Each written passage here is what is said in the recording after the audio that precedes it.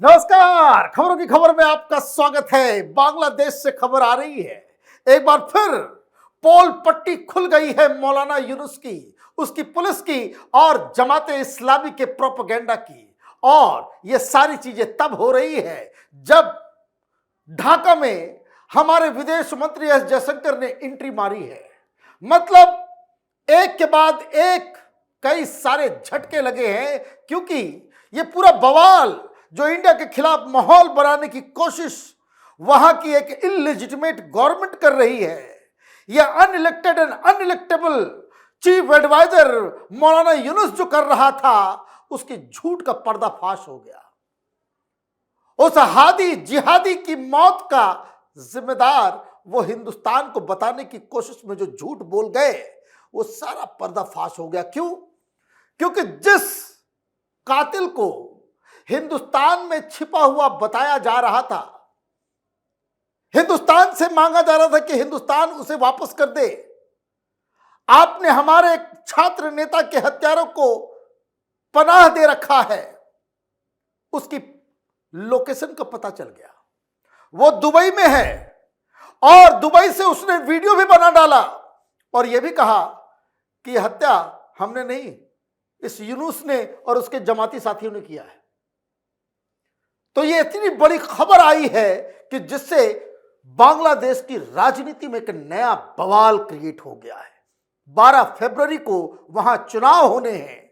वो anti India, ये पाकिस्तानी दलाल और तमाम लोगों की वजह से वहां की सरकार, यूनुस सरकार, हिंदुस्तान को जिम्मेदार बता रही थी। अब सारे सबूत और डॉक्यूमेंट्स जो सामने आए हैं, उससे खेल बदल गया है। वीडियो जो आप देख रहे हैं, ये वही शख्स है जिसको प्राइम सस्पेक्ट बताया जा रहा है और उसने दुबई से इस वीडियो को अपलोड किया है। मैं इस वीडियो पे भी आऊंगा, क्या क्या ये क्लेम कर रहा है ये भी बताऊंगा, लेकिन सबसे पहले उसके लोकेशन के बारे में जो जानकारी मिली है, वो बांग्लादेश में ही मौजूद बांग्लादेश के बहुत ही बहादुर पत्रकार डॉक्टर सलाउद्दीन शोएब चौधरी, उन्होंने क्या ट्वीट किया देखिए। Here is the image of UAE visa of Faisal Karim Masood, the alleged killer of Usman Hadi. Although Pakistani ISI and its cohorts frantically tried to build a false narrative stating Faisal Karim Masood, the alleged killer of Usman Hadi, has fled to India and took refuge in Garo Hills in Meghalaya, now is evidently proved such claims were absolutely bogus. ये आ गया, Dubai में है, हिंदुस्तान में तो कभी आया ही नहीं। और सबसे बड़ी बात, वो हिंदुस्तान आया नहीं, बांग्लादेश से वो निकला।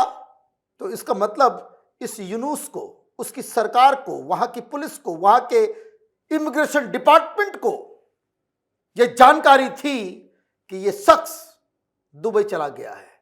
उसके बाद भी ये निर्लज्जता के साथ और जिस नग्नता के साथ यह व्यक्ति बांग्लादेश की आवाम को झूठ परोस रहा था कि ऐसे कि वो कभी पकड़ा ही नहीं जाएगा। हमें समझ भी नहीं आ रहा है कि कितनी गंदगी भरी हुई है इस जमातियों के अंदर और उसके जो पूरी तरीके से जो के समर्थन के अंदर जिस सरकार के तहत ये सब ऑपरेट कर रहे हैं, ये मौलाना यूनुस की तरह। उसने एक वीडियो भी बनाया है, दस्तावेज तो अपनी जगह पे है, वीडियो भी उसने रिलीज किया और वीडियो में साफ साफ कहा कि यूनुस उसके चट्टे बट्टे हैं इसके पीछे, ये जमात ने करवाया है, हमने कुछ नहीं किया और मैं तो खुद ही जमात से जुड़ा हुआ हूं, यही उसने कहा। वीडियो में उसने साफ साफ बताया वो कोई इंडियन एजेंट नहीं है, वो जमात का आदमी निकला। क्या खबर आई है? In a sensational video message from Dubai, Masood categorically denied any role in the killing of Hadi, asserting that he and his family are victims of a political witch hunt. I did not kill Hadi. My family and I are being implicated. I have come to Dubai to save myself from witch hunt, Masood said, contradicting reports that he had taken refuge in India.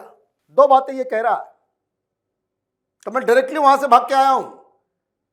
ये विछंट हो रहा था, जानबूझ के मुझे फंसाने की साजिश रची जा रही थी। मेरा इस किलिंग से कोई लेना देना नहीं है। ये साफ साफ उस वीडियो में, तो ये जो एक नैरेटिव क्रिएट की जा रही थी, ये जमात वाले, ये पाकिस्तानी दलाल, ये पाकिस्तानी पैसे के ऊपर नाचने वाले एंटी बांग्लादेशी, ये वही जमात है जिसने बांग्लादेश की आजादी का विरोध किया था।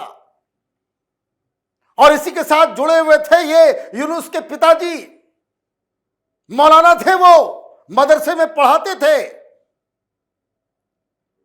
और ये सब हिंदुस्तान के खिलाफ माहौल क्रिएट करके ये चुनाव जीतने की जुगाड़ में थे। सब कुछ ढहता जा रहा है। तो ये कह रहा है कि हमने नहीं मारा, इसने ये भी बताया किसने मारा। आगे देखिए वीडियो में क्या कह रहा है। Turning the spotlight on Jamaat, Faisal claimed that Hadi himself was a product of Jamaat and suggested that Jamaati elements could have orchestrated the murder. Jamaatis may have been behind it, he alleged, in what is likely to deepen political fault lines in Bangladesh, where the killing has already triggered widespread outrage and violence.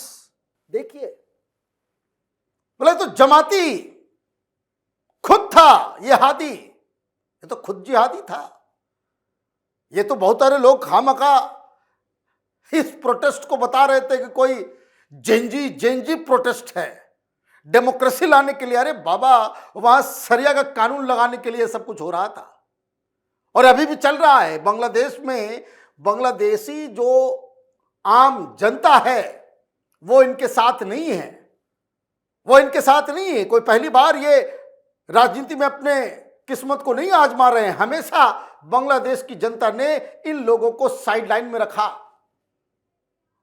और इसलिए ये साजिश, ये Islamist के साथ मिलकर American, Pakistani, ये सारे लोगों ने बांग्लादेश को तबाह बर्बाद करने की कोशिश की। लेकिन जैसा कि हर बार होता है, हर देश में होता है, जो रैशनल, सेंसिबल, लिबरल, जो आम जनता होती है, वो इन उपद्रवियों, जमातियों, जिहादियों से के सामने वो लड़ती नहीं है। इसलिए ये लोग सत्ता पे काबिज हो जाते हैं। अब कहानी क्या है? कहानी यही है कि जो कुछ दिन पहले जो बात हमने आपको बताई थी, ये व्यक्ति हादी के साथ इसके रिश्ते थे, ये पैसे भी देता था और ये हादी ने इसे प्रॉमिस कर रखा था कि सरकार जब बनेगी, सरकार से वो बहुत सारे कॉन्ट्रैक्ट्स दिलवाएगा। पैसे का लेन देन हो रहा था, तो कोई व्हाइट मनी तो जा नहीं रहा होगा। इससे एक से एक रेवोल्यूशनरी, बताइए कहां उसको जगह दे दिया दफनाने में, नेशनल हीरो बना दिया। और ये इस शख्स के साथ अंडरहैंड डीलिंग कर रहा था। राजनीति में हर जगह चोर उचक्के जो है वो बैठे हुए हैं। अभी चुनाव जीता नहीं, पहले से ही सेटिंग प्लॉटिंग हो रहा था और वो बांग्लादेशी सरकार ने नेशनल हीरो बना दिया उसको। क्यों? राजनीति करनी है। अब जो जानकारी आ रही है वो ये जानकारी आ रही है कि जमात के पास पैसे कहां से आते हैं, कैसे हवाला ट्रांजैक्शन होता है, ये सारी जानकारी हादी के पास थी और इसलिए उसको रास्ते से हटाया गया। इसलिए रास्ते से हटाया, ये इनसाइडर जॉब है। और इसलिए ये शख्स यही कह रहा है कि ये लोग आपस में ही लड़ झगड़ करके जमातियों के बीच कुछ पंगा फंसा, पैसे को लेकर के, ब्लैक मनी को लेकर के, फंडिंग को लेकर के इसको रास्ते से हटाने की साजिश रची गई। और इसमें यूनुस के बगैर ये तो होगा नहीं। और इसलिए जब वहां की पुलिस, वहां की इमिग्रेशन, वहां की सरकार को यह मालूम था कि ये दुबई चला गया है, आपने हिंदुस्तान का नाम क्यों लिया? आपने हिंदुस्तान का नाम क्यों लिया? ये तो बवाल पहले आपने क्रिएट किया। मौत के बाद प्रेस कॉन्फ्रेंस, जो पहली प्रेस कॉन्फ्रेंस हुई, उसमें पुलिस ने साहब कहा कि हमारे पास ये कोई जानकारी नहीं है कि वो इंडिया गया है। लेकिन 2 दिन पहले वहां पुलिस ने प्रेस कॉन्फ्रेंस किया और ये कह दिया कि नहीं, वो गारो हिल्स के पास है। क्या खबर आई थी, इसको भी समझिए। A couple of days ago, Additional Police Commissioner of Dhaka Metropolitan Police (DMP) Muhammad Nazrul Islam told a press conference the suspect Faisal Karim Masood and Alamgir Sheikh crossed into Meghalaya with the help of local associates. The Daily Star quoted him, labeling allegations against India that Masood entered India through the Halwa Ghat border. ये daily star वाले ने छापा था, जिसको जमातियों ने आग लगा दिया। सुधरने वाले नहीं, हर जगह ऐसे ऐसे लोग हैं कि पुलिस ने जो कहा छाप दिया। ठीक है, कहां तक बात चली गई थी कि इंडिया चला गया और इंडिया वाले उसको वापस करें, बिना किसी सबूत, बिना किसी जानकारी, बिना कुछ। तो आप ये समझिए कि कैसे कालिख पुती है इन जमातियों की, पाकिस्तानी एजेंट्स और पाकिस्तानी दलालों की। बांग्लादेश की जनता को बहुत तगड़ा फैसला करना है। अगर आप शांति से जीना चाहते हैं, अफगानिस्तान पाकिस्तान जैसा शरिया कानून नहीं चाहते हैं, इस तरह के एलिमेंट्स को आपको सड़क पे आकर के मार के भगाना होगा। सत्ता इनके पास आ गई, ये मौलाना यूनुस जैसे रंगे सियार के द्वारा जो सत्ता पे ये लोग काबिज हुए हैं, अगर ये लोग कंटिन्यू रह गए तो यकीन मानिए बांग्लादेश कभी बेहतर नहीं हो पाएगा। कोई डेमोक्रेसी, इन लोगों को डेमोक्रेसी वगैरह का कुछ मालूम नहीं है, डेमोक्रेसी का डी नहीं मालूम है। ये सब हार्ड कोर जमाती जिहादी इस्लामिस्ट है, संविधान से इनको कुछ लेना देना नहीं है। और इस बैकग्राउंड में हमारे विदेश मंत्री ढाका पहुंचे, क्या एंट्री मारा है, चेहरे छिपा रहे सब यूनुस सरकार के लोग। और इस बीच हमारे विदेश मंत्री तारिक रहमान से मिलते हैं, सरकार की तरफ से जो कंडोलेंस मैसेज है वो भी दिया जाता है। और वहां जो बीएनपी के लीडर्स हैं वो मिलने के लिए लालायित, क्या भी कुछ करो, बांग्लादेश डूब रहा है। हिंदुस्तान की जो है निगाह बांग्लादेश से हटनी नहीं चाहिए। तो ये सारी चीजें हुई है। ये जो लोगों को एक नया शौक पैदा हो गया कि भाई कुछ लाख लोग इकट्ठा हो जाएं, हिंसा भड़का दे, सरकार को बदल दे, उपद्रव मचा दे, एनार्की कर दे, कैओस क्रिएट करके ये सत्ता परिवर्तन का जो नया नशा, ये सब अमेरिकी डीप स्टेट के द्वारा प्रायोजित होता है। इसके झांसे में जो मुल्क आया वो बर्बाद हो गया। बांग्लादेश उसी राह पे है। आप देखते रहिए कैपिटल टीवी। हमारे वीडियोस को लाइक कीजिए, शेयर कीजिए और हमारे चैनल को सब्सक्राइब कीजिए। धन्यवाद।